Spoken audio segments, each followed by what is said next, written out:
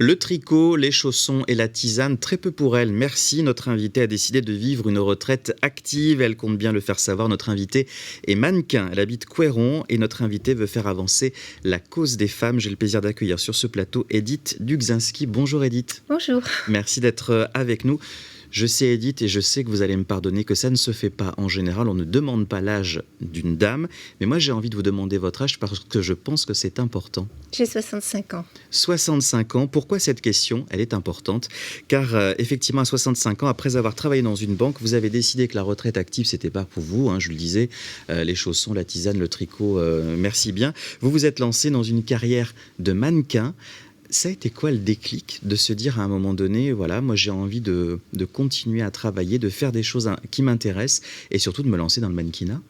Alors, c'est pas venu tout de suite. La première chose qui s'est produite, c'est que j'ai vu la photo de la fillette de mon mari, prise par une photographe professionnelle. J'ai trouvé ce portrait magnifique et j'ai juste eu envie d'essayer à mon tour, Oui. de me tester, de voir ce que je pouvais rendre moi-même en photo. Ça a été le déclic, en fait, parce que j'ai trouvé que finalement le rendu était sympathique. Je suis tombée avec une photographe professionnelle charmante. Il y avait des tenues à ma disposition. J'ai pu jouer un petit peu le rôle de plusieurs personnages. Ça vous a amusé. Et je suis entrée dans le mannequinat un petit peu par cette petite porte. Mais en fait, il n'y avait rien de prémédité. C'est vraiment un pur hasard. Quelles ont été vos expériences dans ce qui, je le disais, est une deuxième carrière, en quelque sorte, pour vous? Depuis quelques années, vous avez eu de belles expériences, de belles rencontres? Alors, de très belles rencontres. Tout d'abord, je rencontre des photographes très différents les uns des autres. Ils ont des façons de travailler très différentes. Je rencontre des coiffeurs, des stylistes, des gens aussi qui font avec moi le même métier. Et donc, on se retrouve parfois en groupe. Donc, ce sont des expériences forcément riches parce qu'à chaque fois, chacun a son parcours de vie. Ces expériences sont vécues et j'apprends chaque jour. Vous faites des campagnes de publicité aussi?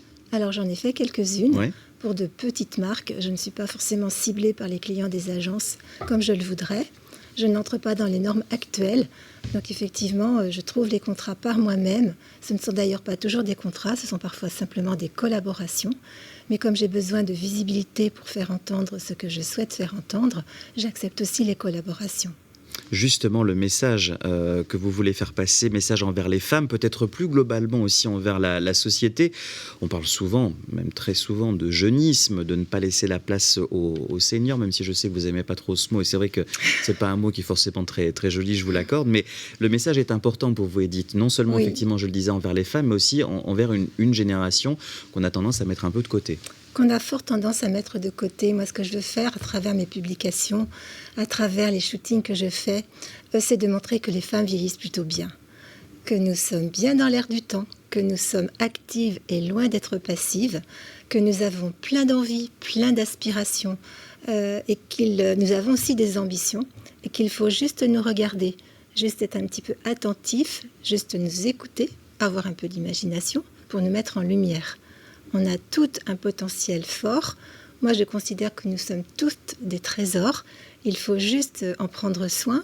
Et puis, je vous dis, essayez de nous regarder sous un autre angle que celui qu'on a tendance à prendre.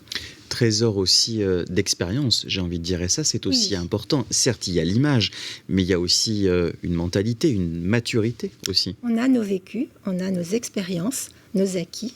Et on est forcément prête à les partager. Ça vous donne un autre regard, c'est ça? Oui, c'est un autre regard et on partage avec tous ceux qui veulent bien nous entendre, nous écouter.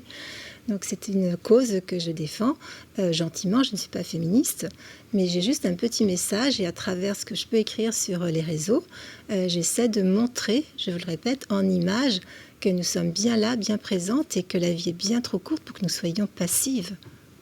Les seniors, comme on dit, avec cheveux gris, comme on dit, qui font de la pub, on les appelle les silver. Moi, j'ai appris ce mot. Mais l'univers de la mode, du mannequinat, c'est vrai que ça change de votre univers que vous avez connu lorsque vous étiez dans une banque. On est beaucoup sur l'image, c'est vrai, le reflet de soi. C'est un monde aussi qui est parfois un petit peu dur. Comment est-ce que vous le vivez, tout ça? Alors, je ne le vis pas forcément très bien. J'ai cru qu'en entrant en agence, ça allait être le nirvana et que j'allais avoir plein de contrats, que ça allait affluer. C'est pas du tout ce qui se passe. En fait, les clients choisissent les photos excusez-moi, les photos sur les catalogues que leur présentent les agences. Et il y a des normes actuelles. La mode actuelle, la femme senior, c'est la femme qui a les cheveux gris. Ouais. Si nous n'avons pas les cheveux gris, on n'entre pas dans la norme. Donc on n'est pas choisi. Et c'est ce qui m'arrive. Ça, c'est un vrai problème, ces normes-là, quand même. Oui, parce que c'est défini ainsi.